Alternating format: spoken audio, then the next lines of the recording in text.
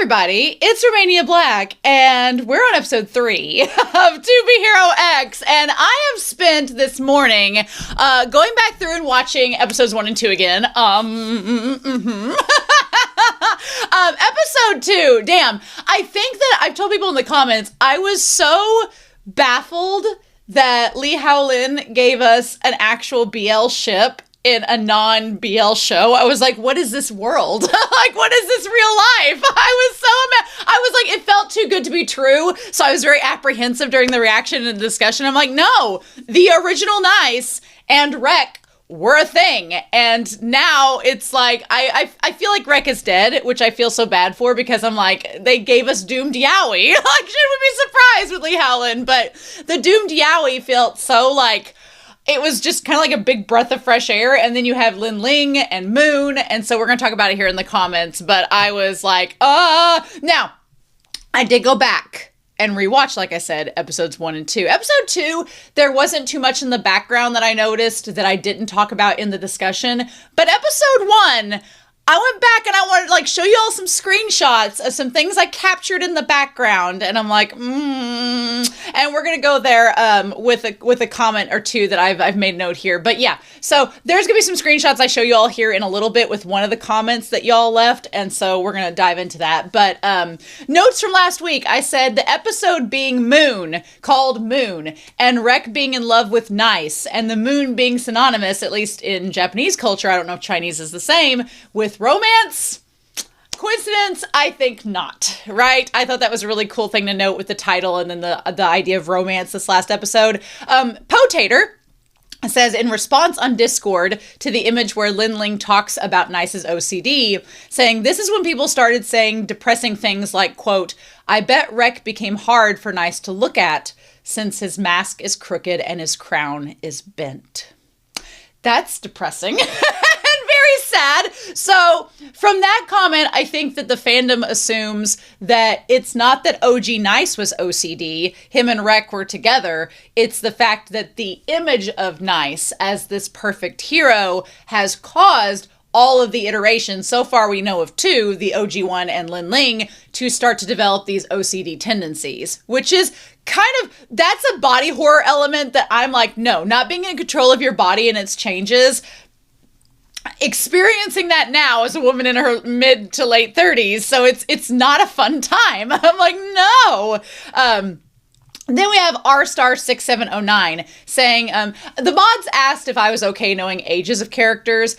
They were like, it's not mentioned in the show. I'm like, how do you all know this then? If it's not mentioned in the show, but I'm sure there's probably promotional materials and stuff like that. Eventually, I've talked with the moderators and they said that there were PVs that were like character shorts that premiered before each character.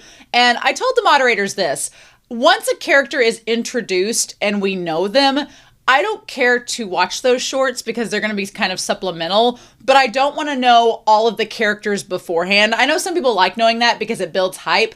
I like being surprised. I like seeing a character for the first time on screen in the actual show and being like, oh, who's this character? And theorizing about it and talking about it in the discussion. And then afterwards, maybe watching a character short about them. So I know the character shorts exist. They said a lot of people in episode 2 were commenting about them and that I couldn't read those comments. But I will get to them eventually. So don't worry, I will watch them eventually. Y'all just have to practice patience. But R*6709 said that Lin Ling is 21 and Moon is 22.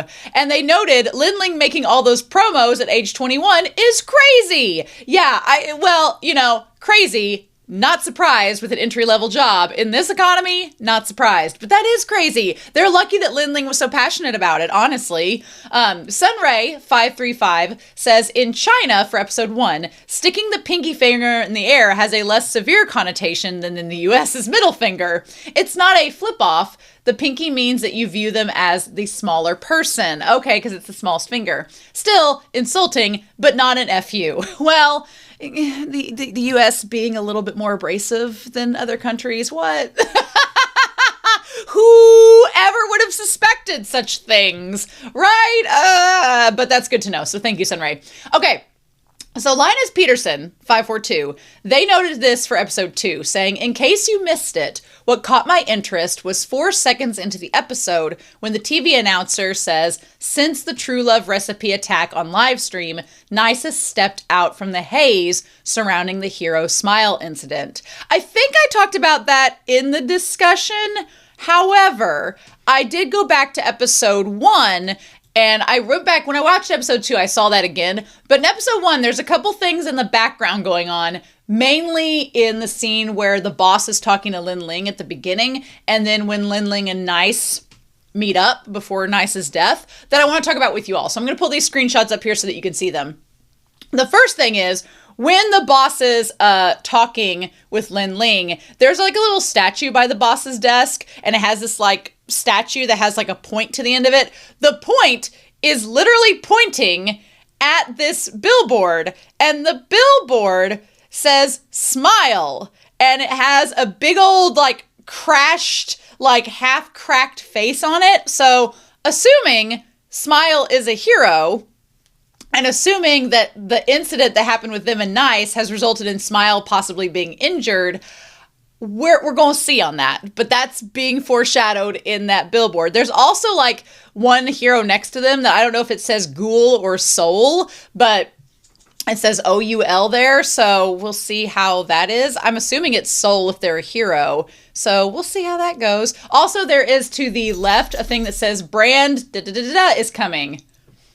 What that is, I don't know either. And then, of course, there is the Nice presented by Tree Man, you know, the advertising of the heroes. Another thing is there was this screenshot where Lin Ling is talking to him, and in the background you can say like the X, your something, but then it says, who is the X?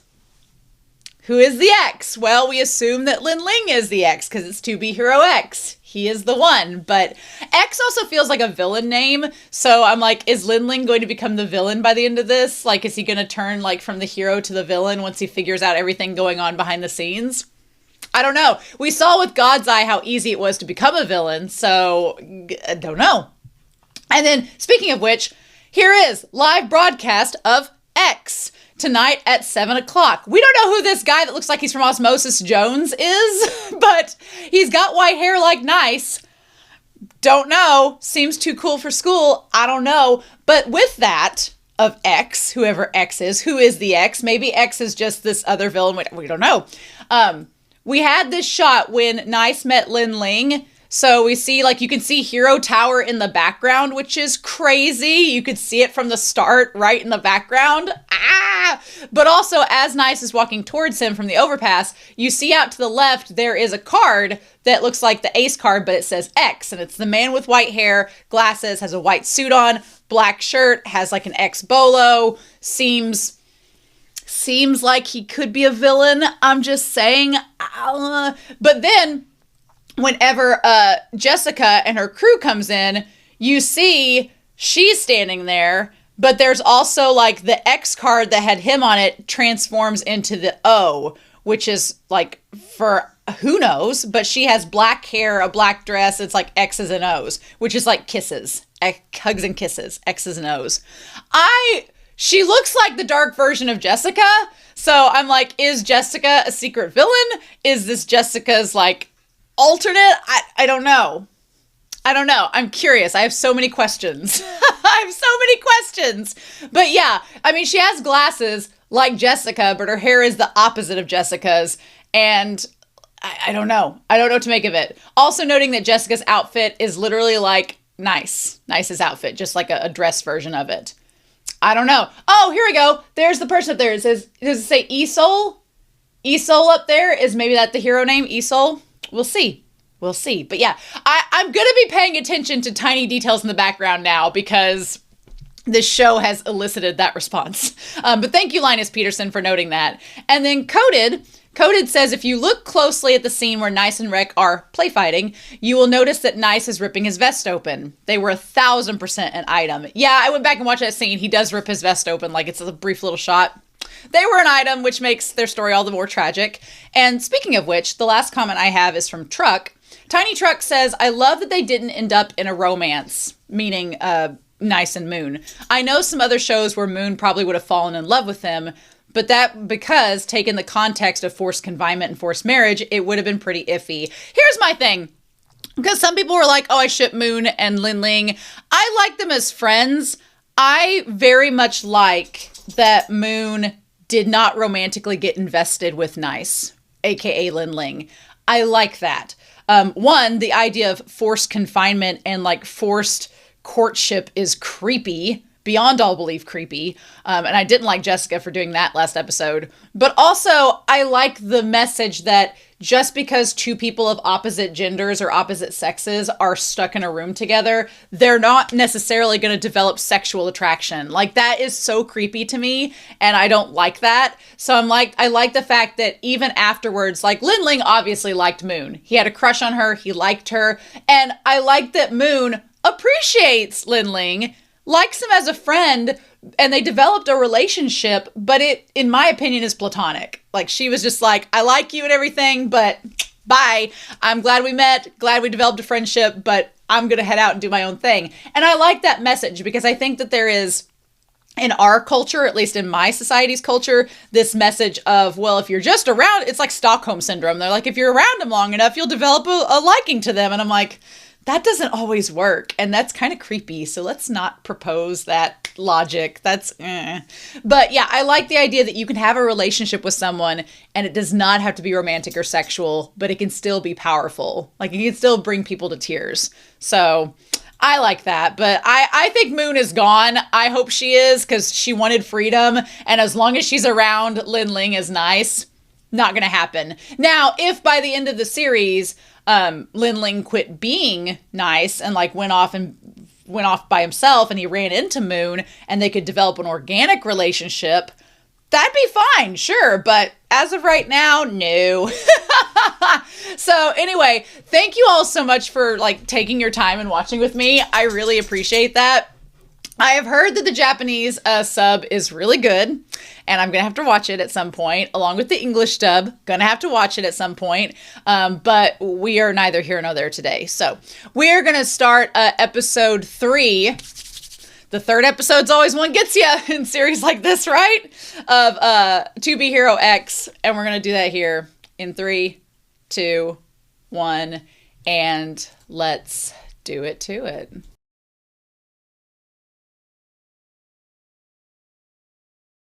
Ooh, curiouser and curiouser, the plot thickens. We're gonna get to it at the end of this episode, but I don't think that that's Moon. I think that God's Eye, using his little minions, has simulated a vision of Moon for a number of reasons. I think that that's the case. I don't think Nice has figured that out. And I think Nice is going to be, unless Jessica steps in and provides like some type of, unless Jessica steps in and provides an explanation, then I'm like, this is a trap. Clearly a trap to get Nice to come out into the open. And this is also clearly God's Eye, aka Enlightener, giving some propaganda out there to try and persuade the masses, which has been a theme of this episode. So do I think that's actually Moon? No, for a number of reasons we'll touch on at the end of the episode, but leaving us on that cliffhanger, how dare you? So this episode was in a lot of ways pretty straightforward, but it left some questions and concerns about this whole hero society. So let's just map that out. I'll put my questions up here of questions and concerns. Many a question and a concern to be talked about in this, but yeah. So, I mean, I think it was the girl. Yeah, you know, this is pretty straightforward, and I want to talk about just like the context clues and things as we go through this, because I was like, oh, well, she's clearly going to be the bad guy in this, and then she was. But there's some aspects about Firm Man that I want to talk about here in 3, 2, 1. I'm sorry, but the name Firm Man is just, I'm sure in Chinese, it's maybe firm is a different word. Maybe it's a different word in the Chinese dialect that English can only translate as firm, but interesting. I like the tower or something, but I want to talk about these screenshots, like from the very beginning, seeing like all of her depictions of him as like this tortured soul, seeing him like being tortured by the aspect of being a hero, which she wasn't wrong. She really wasn't wrong. She wanted to kind of like out the corruption of hero society, which we kind of see behind the scenes a little bit in this. So that was interesting to know. But yeah, just, oh, wild. I love the wolf girl's design. I love that she looks like the grandma that was eaten by the wolf, and then she has the wolf skull that's like kind of like feels very mythological, and then like the hair and everything looks like the wolf's mane. Her design is incredible. I love her character design. She'd be so much fun to cosplay. Like, that would be such a cool design. I would love that. I hope somebody does cosplay as her. Also, girl, having the like, it's like Catwoman from the Batman series where the nails are part of like, they look like claws. How she built all those bombs with those nails on, that is the true feat of a villain. Like, how? Just how? Also, I love the aspect of it dialing into fear and how her backstory kind of led into the concept of fear. Like, it was really good. But yeah, her in her lair setting up all of these bombs and setting them for like an hour. Okay. Now, I know apparently the mod said it's been contested whether I watch the OP and ED or not. I feel like I'll fit things together if I watch the OP, so I kind of don't want to be spoiled, but if I have to wait till the end to watch it, it's okay. I'm going to see it eventually. I don't know why people get so impatient for content creators to see the OP and EDs, because we're going to see them eventually and watch them and break them down, so it's fine. It's okay. But anyway, so this is called the Ever-Standing Hero, which now the title makes more sense, because Firm Man couldn't bend down. That's crazy! So, also, I want to kind of point out here some things to do with Lin Ling. Lin Ling has some things going on, which we need to talk about. He still keeps the swing up, which shows that he still has a crush on Moon. So he still has feelings for Moon, which, you know, is understandable, right? Because he did like her a lot, and he worked on all the promos for her, and he developed a relationship with her. Like, all of that makes a lot of sense. Jessica, on the other hand, is keen that he focus on things that are, quote, more important, such as getting into the top 10 of heroes. We've got some information on where Firm Man's nemesis is, which apparently had been given to all heroes to lure them all there and then blow them up. You know? She's like, if you miss her so much, why didn't you leave with her? Here's the thing. Jessica pointing this out is interesting because on the surface you would think, well, why would Jessica want him to leave? But then knowing that anybody can become nice, anyone can take his place. Again, it is giving me eerie vibes because Jessica is establishing that anyone can become you. We don't need you to stay nice forever. If you start not doing what we're asking you to do, if you start reneging on your contract with us, then we're going to find somebody to replace you. And that replaceability for Lin Ling, because if we recall, Lin Ling technically doesn't exist anymore. He's died, according to the news they've spread, is concerning because it, to me, paints it as if the Treeman Foundation gets tired of Lin Ling, they'll just out him and have somebody else replace Nice. And you would think, oh, well, but they have to look like Nice. No, they just have to imitate him for a short amount of time, and then the trust value will allow him to assimilate into Nice. So that's terrifying. Like, if Jessica wanted to become Nice, she could. And that's a scary thought, that you can assimilate into this hero without, and it will conform to your body and change it, you know, kind of non-consensually. I mean, consensually because you agreed to be nice, but still, it's body horror. It's so crazy. So she asked why he didn't leave. And he doesn't give an answer. So my whole thing with Nice and Lin Ling is that Lin Ling's whole thing is that he wanted to be a hero. He wants to be Hero X. That's what he wants to be. He wanted to be a hero. So that's been his conviction. And that's why he agreed to be nice in the first place.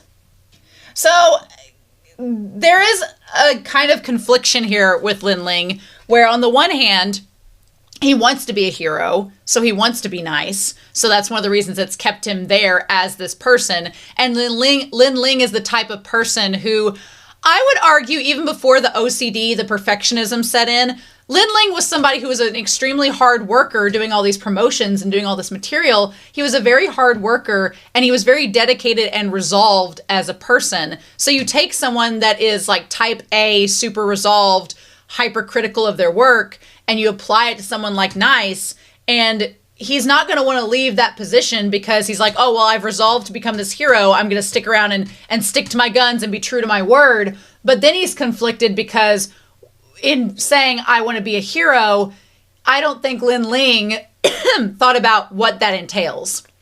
I don't think Lin Ling thought about what does that cost? What does it entail? What goes into it? He just said, I want to be a hero and here's my resolve. And now that he's getting into the nitty gritty of it and Jessica is making decisions for him, and then you have the conversation with him and Firm Man at the end, it's like, what do you really want? And I don't think Lin Ling knows, but he knows he can't just quit being the hero. So he's like, I'm going to see it through, but he is conflicted because of his feelings for Moon, of his uncertainty of to what this is going to involve. And Jessica's like, you've made your bed, now you have to lie in it. And that part is going to go under concerns. So concerns is that, we'll just put J for Jessica. J for Jessica says that decisions are final. Decisions are final, and her being very unmoving and inflexible as to what that entails is a little bit concerning, because she's like, well, you made your choice, now you don't have any freedom with that choice. And it's like, that being no flexibility is like, otherwise all your sacrifices are for naught. And I think that Lin Ling knows that. Do you grasp what you need to do? Sorry about that. And he's like, I have to defeat Firm Man's nemesis, Wolf Girl. And she's like, no, you have to get into the top 10, which kind of they end up going hand in hand in the end. But yeah, so he's like, who is Firm Man? Who is this person? And why are we getting him out of the top 10? So we get the backstory of Firm Man. Now, 34 years after the commission. So the commission, we're going to put this over here. The commission started, and then 34 years later was when Firm Man appeared. And then 2 years after that, which was 36 years later, is when the statue was erected. So, and then after that statue was erected, we're at 41. So this was 5 years later. 5 years later is the present. So Firm Man's been a hero for about 7 years, and then Wolf Girl has come along. Wolf Girl has been around for about 5 years since her inception. But I do like the idea that his story is pretty straightforward. He saved this girl from a fire, and he like held up a building, and it was her belief in him, like her putting her hand on him on his knee and saying, I believe in you and everything. Like, I do think, again, and Lee Hao-lin has worked on Heaven Official's Blessings, Donghua, so he knows this just as much as we do. But if you've seen that series, there is this concept in Heaven Official's Blessing where it just takes one person. One person believes in you, and that makes all the difference. And I like how that's applied to this. As long as one person believes in you, that can make you a hero. It kind of goes into the idea as well of becoming a villain, where one person is enough to make you a hero, and one person is enough to tear you down and make you a villain. And that's kind of what God's Eye is trying to do at the end of this in tearing Nice down, which we'll have to see where that goes from here. So yeah, and so the incident was sensational. The firefighters' trust value skyrocketed, and Mr. Shang stepped down as MG management to contact him. What is MG management? So we've questions. Mr. Shang. Mr. Shang. Who is he? Jessica's been on the phone with him for a few episodes now. I'm assuming he's part of the Treeman Foundation, but we don't know much about him. And this is a hypothetical, rhetorical question. I'm sure we'll find out about Mr. Shang as we go, but he stepped down to contact him. I'm like, okay. Also, what is this like logo on the coffee cup that he has? The logo that he has here, we're going to draw this. It looks like a gear. It looks like a typhoon sort of thing. What is that? That's weird. Is it a Spotlight company? No, it's not, but it's a weird cup. Yeah, as he stepped down to contact him and help him become an indomitable hero. So yeah, Firm Man defeated Isol's nemesis Magic Shadow. Can we talk about this one? This is crazy. So Isol, we find out, we're going to put this on here. Isol was the one that I was telling you all about in the intro. We saw pictures of him. So he's a hero. It seems like he goes fast. And so then his nemesis was Magic Shadow, which if you notice, Magic Shadow and some of the villains, the villains all have a similar black and red motif, which again, tying back to X from the intro pictures, he has a black and red motif as well. But I have theories. So I have theories about X and all this. So all the villains have a conveniently similar color scheme as X, which is interesting. I do like how Firm Man, like, he's just buff dude. Love buff dude. Also, he's stepping outside. Magic Shadow's like, nobody can catch up to me. And then it's like immovable. Like, this was actually insanely grisly. Like, he runs into Firm Man and then like runs into him and explodes. He explodes into a blood splat. He just died. He literally just died right there. And just went, what? What? Either he died or he's a shadow and disappeared. But no, I think he just died. I think he just was this blood splat and he's like, what's going on? Like, or was his can of soda. Like, and the can of soda just happens to be the same color as blood. I am with the man right there. That's crazy. That's crazy. So either Magic Shadow died right then and there, and it's just played off as, oh, his soda fell. Or since he's a shadow, maybe he's like shadow disappeared and that allowed it. But I don't think so. I think he died right then and there. That's crazy. That's crazy. And then it was just played off as, oh, no big deal, y'all. What? That's insane. Also, the idea of like the nemesises and villains, that is a concern that I want to bring up, is the idea of the heroes, villains, and nemesis. Because here's the thing, Rec and Nice were hired at the same time, and it was kind of like a wrestling skit because, you know, professional wrestling, yes, people actually get hurt, people actually have to be athletic, but it is like a scripted show. Like, wrestling is a scripted affair. It's just like buff soap operas.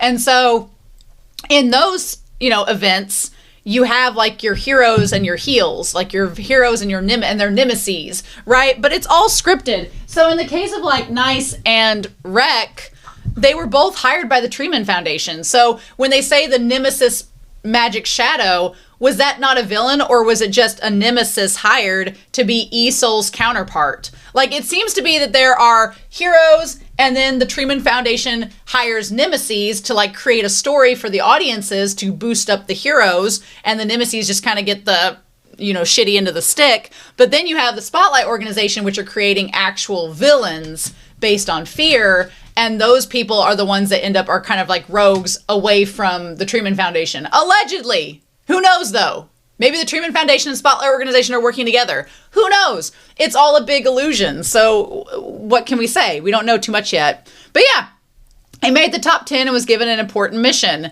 And that was to act as a fulcrum for moving the world's biggest boulder. And then the world's biggest boulder, he's like, is this really important? It's like, yes. Because the commission made a sculpture of him out of the diamond. That's a big ass diamond, actually. A huge diamond. And it was erected at the top of Hero Avenue. And so that way, in every era, no matter the time or the place, people yearn for a peaceful world. Okay, so we're going to get into this. This guy right here, I don't know if he's supposed to be Mr. Shang or not. I think he's X.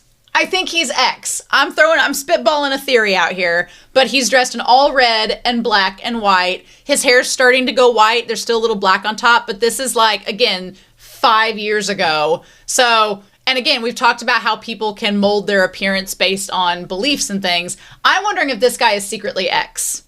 and is like Mr. Shang. If he's Mr. Shang, maybe he's doing like a double life sort of thing. I don't know. I'm just throwing out some spitball ideas. We'll see as the season goes. Also, the little flower that he has on his lapel there, I don't know. I feel like with the red, black, and white theme going on and the gloves, I feel like he's X, but I don't know. We'll just see. To protect the world and remain ever standing. So yeah, so then the girl goes to give him the shawl, and in the flashback he bends down and then he puts the shawl on her, but she's like, "Oh, he can't bend over anymore." Yep, it became one of his symbols, and he became the number 10 rank. Now, Nice, aka Lin Ling, brings up a very good point. Like, questions and concerns. The agency replacing heroes. Also questions, why is Miss J so hung up on Nice? Like, Miss J seems pretty adamant that she wants Nice to become the top hero. Why? Why is that important? Is it because she thinks Lin Ling is going to go along with it and is easy to manipulate, and she thinks that that's going to, like, get her more...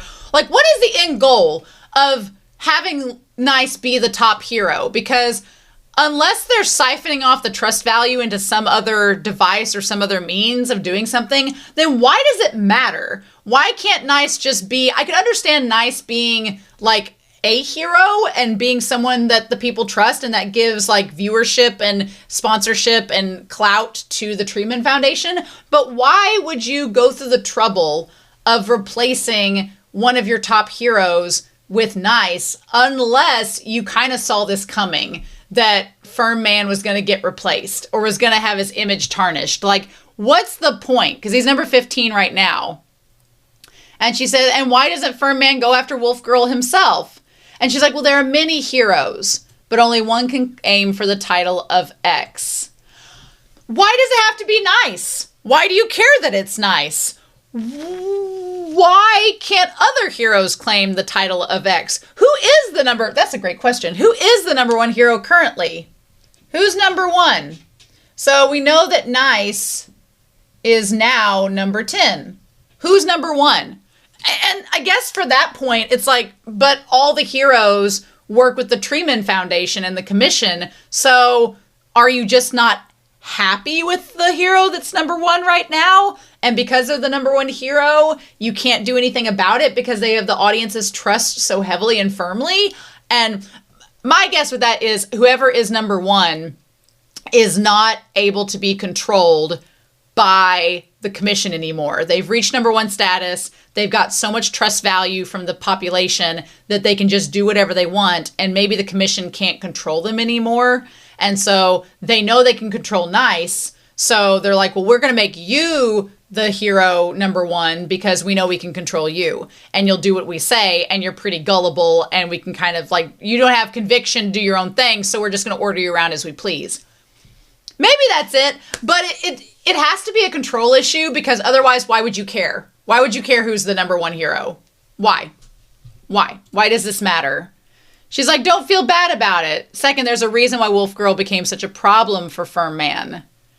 And then they explain it's basically where she lives. So they go there and to the pipe and they're like, no wonder. They're like, Firm Man is affected by his trust value. He'll stand remaining tall forever. He couldn't lower down and get into the underground wolf's den. And it's a complex maze that runs through the entire city. It's possible other heroes got this action and remained, taking action already. So then they reveal that her idea is that, I like that they establish like the strongest thing, what's more destructive than violence? Imagination. In this world, yes. In this world, it's not just the damage you do, it is the fact of imagination. So concerns. Imagination. Again, that's why I think that with God's Eye, I don't think he actually has Moon in his custody. I think that he's just planting these ideas and it's going to start getting people thinking and using their imaginations when it's in reality, he doesn't actually have her. But we'll talk about that in a little bit. But yeah, plant an idea in the hearts of people and it will grow like a sapling. What's crazy is that Jessica knows this because Jessica's doing this right now. Jessica and the Treeman Foundation are doing this with the heroes. So this is all very much a pot calling the kettle black situation where they're like, well, here's what the villains are doing. And I'm like, yeah, but you all are doing the exact same thing. The only difference is one is potentially hurting civilians and one is not. But it's not much different other than that. And the villains are likely motivated because of, it feels like a snake eating itself, where the Hero Foundation of the Commission created its own problem. It created its own problem by creating the heroes. Creating the heroes created the villains. It's kind of like, you can't have a shadow as long as the sun's shining. As long as the sun's shining, there will be a shadow, right? These two things have to be correlating at the same time, is what it seems like, right? But spinning a fairy tale that will alter the view of Firm Man in their hearts. Jessica calls it the seed of evil. But what we actually find out, which I'm not going to put under concerns, but what we actually find out is the fact that Wolf Girl was not trying to take down Firm Man. What she was actually trying to do was to make him human again. She was terrified by what the Hero Commission had made him into. And she's like, I just want you to be a human again and have feelings and be able to be vulnerable again. And people have made it to where you can't be that. And it's like, that's actually not a bad thing. Like, what she was doing wasn't bad, right? And Rek, that goes back to Rek. What Rek was trying to do was just get back to the person that he loved that was taken from him by the Hero Commission. And then you have God's Eye, which was Enlightener, and he was just trying to uncover the truth so that the masses had transparency. So, yeah, the Hero Commission is not just seeming as sunshine and rainbows as they would like to be, And we, the audience, are seeing that, but Nice is just being fed what Jessica tells him. Firm Man has never had the chance to fight her directly since her first appearance. Interesting. But yeah, so hero who fall in the end. Okay. I like the comic book style. I like the Wolf Girl image. I like the comic book because it feels like a comic book I would have read as a kid. I love it. And then the idea of holding up this circular image of the hero. Again, circular, cyclical. If you don't, it kind of goes back to what Firm Man tells Lin Ling at the end. He's like, well, it doesn't matter who you are. It's like, it's like this hero image will remain, right? So Firm Man represents the Hero Affairs Commission, which, is like hack. Twisting his image will affect the entire collective of heroes. I do feel like this has opened up Pandora's box, where once his image was, threatened to be tampered with, now that's given God's Eye kind of the initiative to move forward, right? I also like this idea of these other would-be heroes just trying to get involved, but then trying to knock each other out. Like the one guy that was in red, that was crazy. And then I liked Firm Man a lot. He was really sweet. He's like, people yearn for a peaceful world. Maintaining the balance means shouldering more responsibility and trust. And this statue is a declaration on behalf of all heroes. I kind of love that this girl, she asks the question and asks why the red stole isn't on the statue. I love that because it points out something that is very true, and that is that kids are perceptive. Kids are a lot more observant and perceptive than you give them credit for, and they will notice things that society, the societal way tells adults, don't notice that, but kids are innocent and they don't understand those conventions. And they're like, well, why doesn't the statue have a stole like yours? Because that would be humanizing, and we can't do that to our heroes. They have to be, enigmas. So this guy, look, I've watched Kuroko's Basketball. This is like Kagami's would-be hero cousin is him. But yeah, and I wondered if him all being in red was supposed to be a red herring. I didn't know if that was the case, because he tries to attack Nice, and then Nice is like, no. There are many heroes, but only one can aim for the title of X.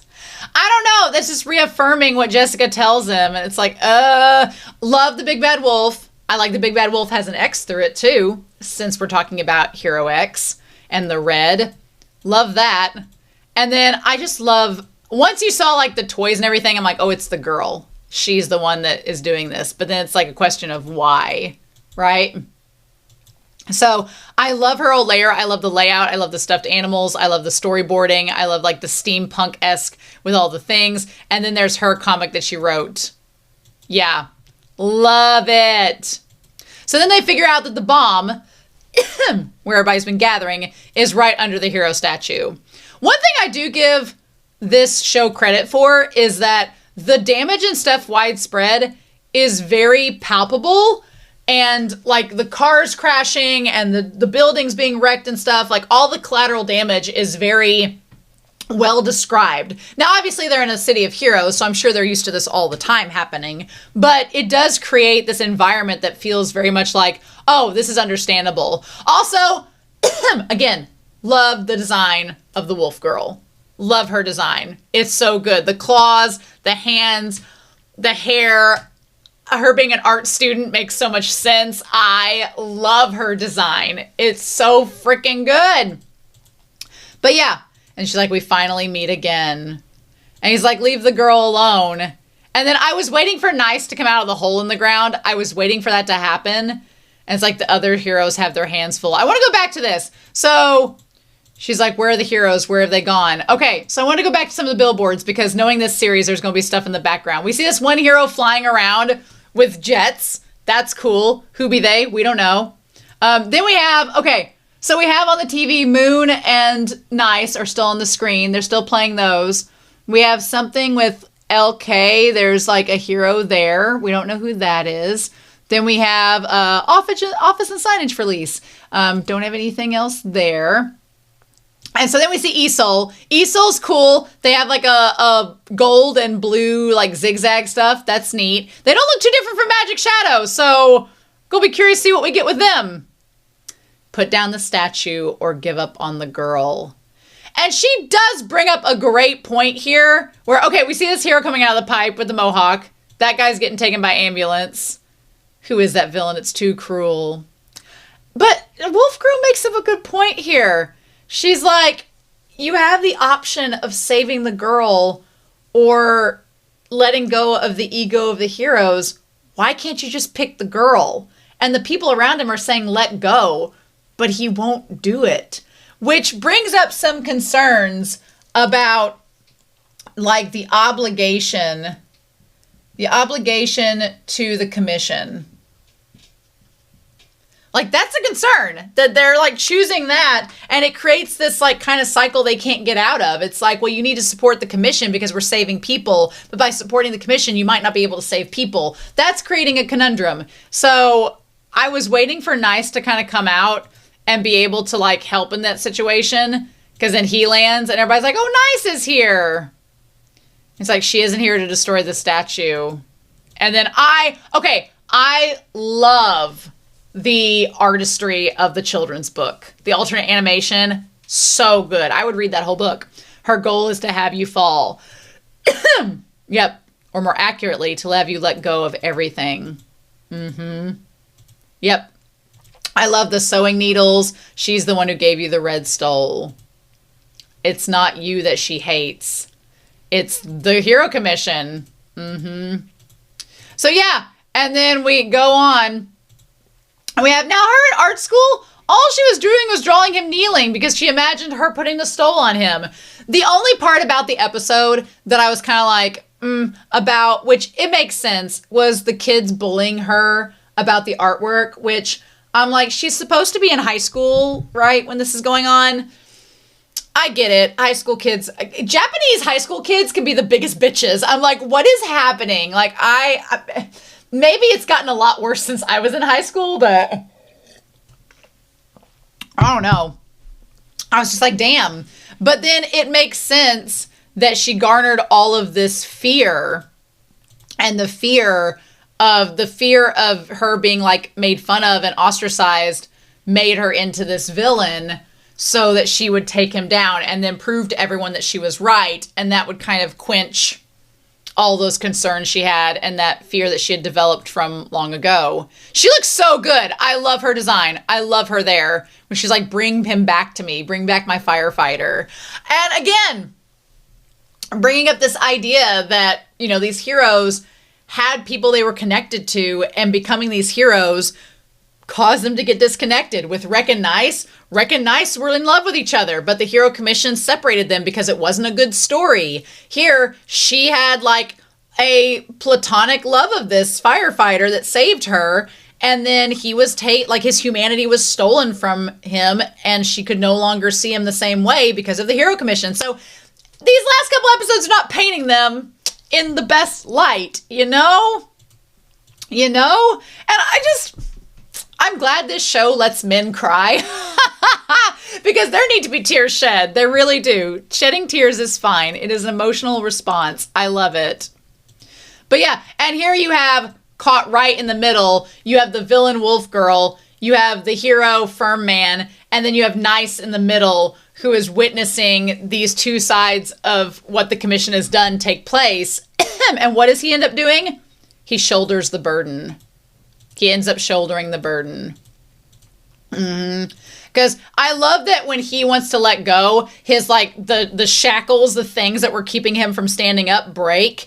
And then Nice steps in to try to assist, which I love this shot of Lin Ling as Nice. Like Lin Ling is like, I'm going to save these people. I am going to make it to where a firm man can go be with her and all this. Like he is stepping up. Like good for Lin Ling. Good for Lin Ling taking on this burden. And then Jessica's like, I'm just going to live stream it.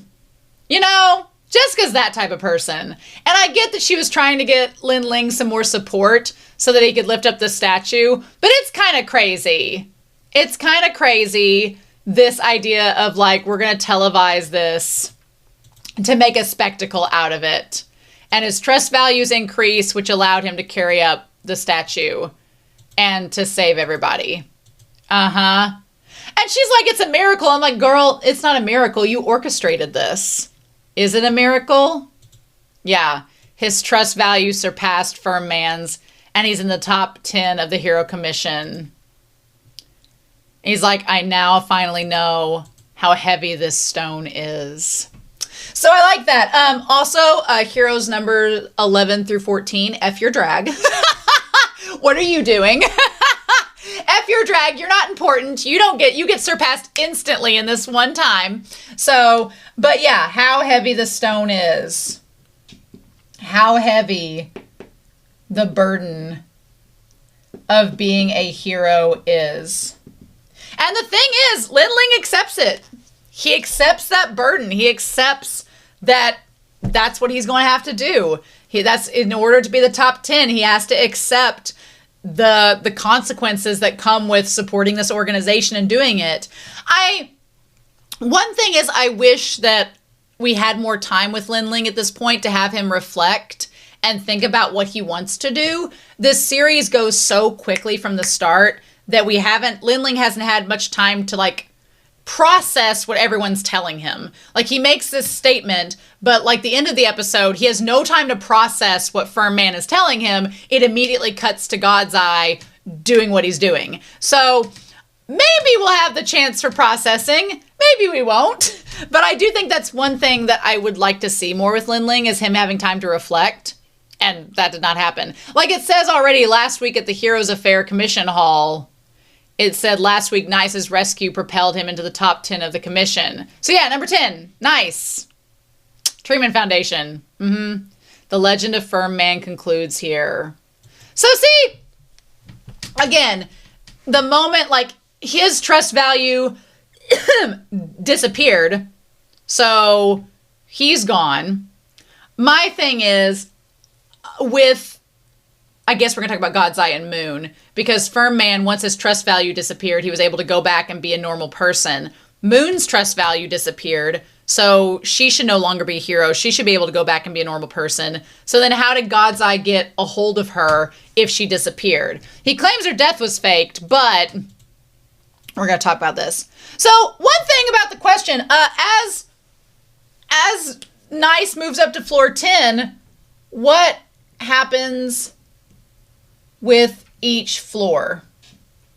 Because, like, his giant statue was on floor 10. I can't imagine a hero moving into the 15th spot and being like, well, that's an awkward statue. I don't want that here. So are they going to move the statue from floor 10 to floor 15 to floor 10? Is that even possible? How are they going to do that? Is Lin Ling is Nice going to reorganize this entire floor into like something for himself? But then if he keeps moving up the ranks, is he going to have to redecorate? Is he going to have to remodel every floor he goes up and everyone's going to get his leftovers? What is happening?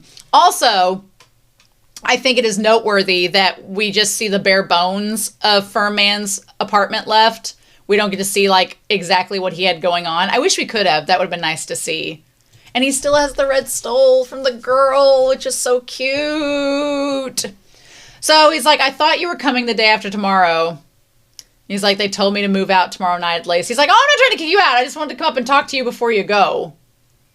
And he's like, it's fine. I'm just joking. Your ranking got higher, but your reflexes got slower. And he's like, well, I haven't seen you smile so much, lately. And he's like, it's thanks to you.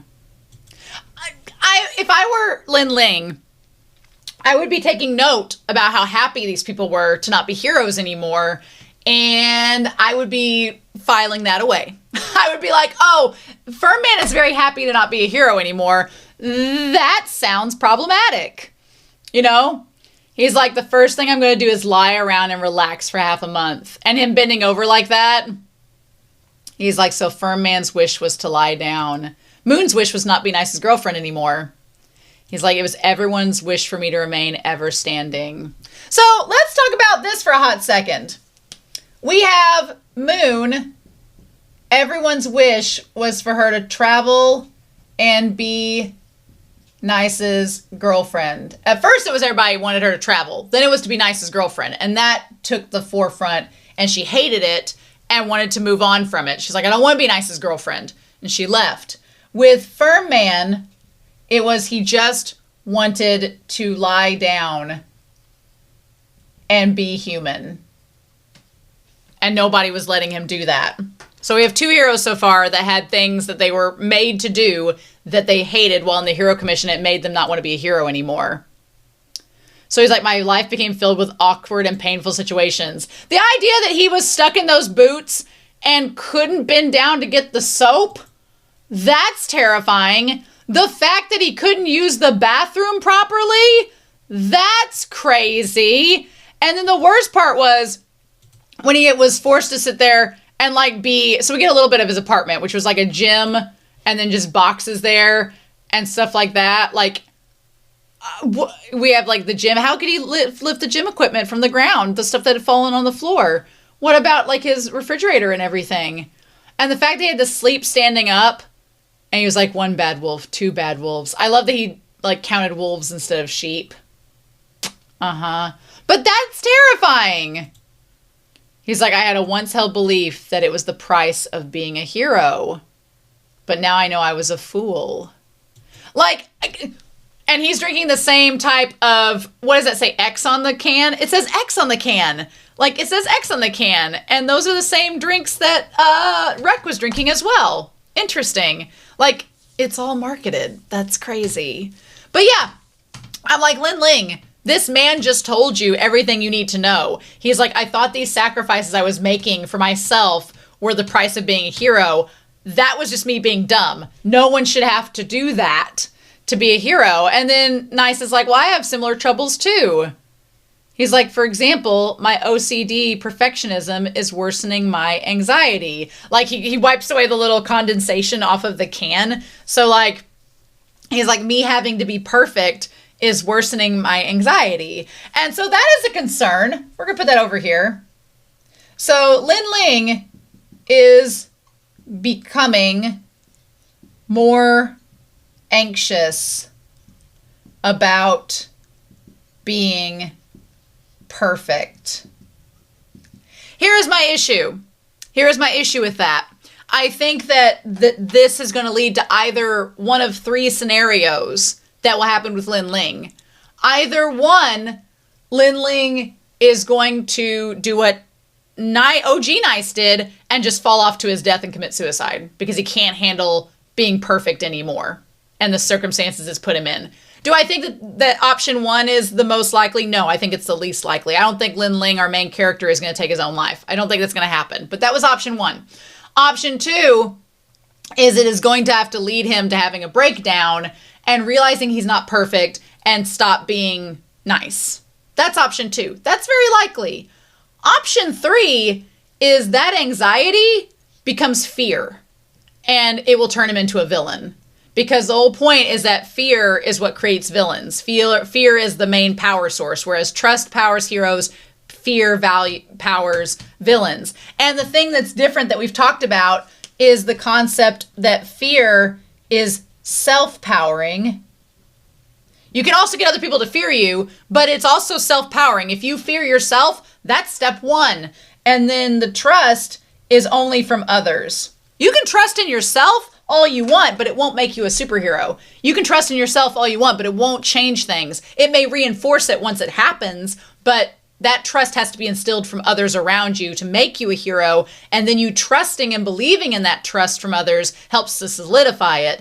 Here, with villains, it's the polar opposite. Villains, it's that initial fear that you have yourself that creates you as the villain, and then others around you fearing you cements that. So it's like there are mirrors of each other, right? And right now, Nice is kind of cementing his own, Lin Ling is cementing his own, theory. Basically, Lin Ling is confirming his own sense of being a hero by saying that, yeah, I have to be perfect because I'm helping others and I'm a hero, etc. But as it gets worse and he gets more OCD about being perfect and he gets more anxious, that anxiety can turn to fear. And that it could be fear that he's not perfect enough. He's like, I'm not perfect enough. I have to be more perfect to be nice and all this. And that fear could lead him to becoming a villain. I'm just calling it. I'm just saying it like it is. I think that that's what could likely happen. Right? And then and Fernman's like, ah, ha, ha, ha. He's like, I'm not going to rain on your parade. He's like, but you didn't get anything I was saying. Like, I literally just told you something you need to be reflecting on and you didn't get it. He's like, different times, different roles. He's just like, he's like, no doubt you're moving on this floor because you've thought it over and made a decision. And that's the thing. Everyone around Lin Ling is like, you're doing this because you made the choice, right?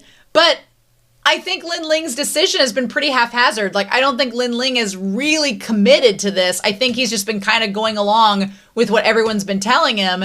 And it's like, well, but, it's like, maybe you should reflect and really think about this before you keep doing what other people tell you to do. And Fernman's like, you wouldn't be the type of person that wouldn't think about these decisions before committing, right?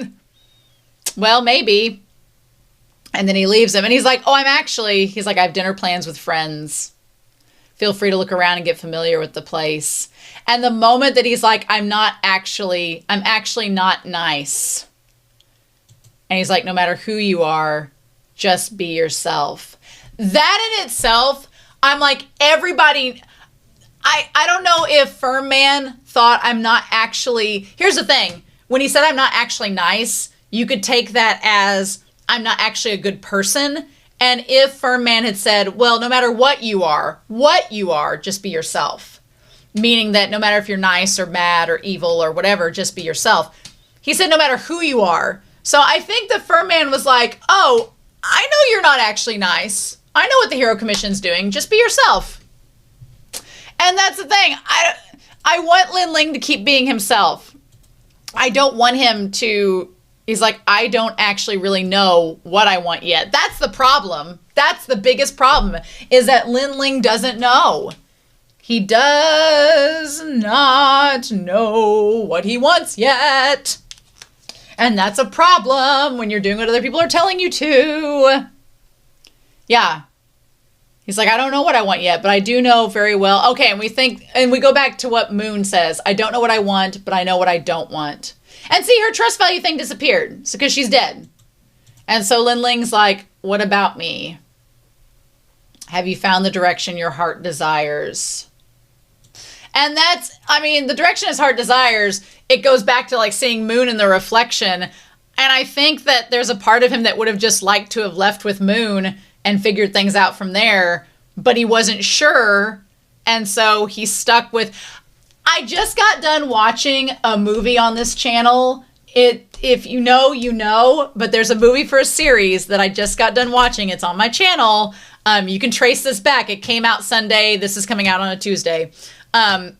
Where the main character was given the opportunity to run off with the girl, and he was like, but this system's sustaining me, so how can I do that? Because I don't know where this is going to lead us, and I'm not sure. Similar things happening, similar themes. But yeah, so then he sees Moon in the reflection. Now, I have some issues with this. We see the little things next to God's eye. Moon, when she left, had eliminated her trust value thing, so she wasn't getting trust value because everybody thought she was dead, and her hair was down and everything. Why would Moon be in her hero outfit with her hair all fixed up?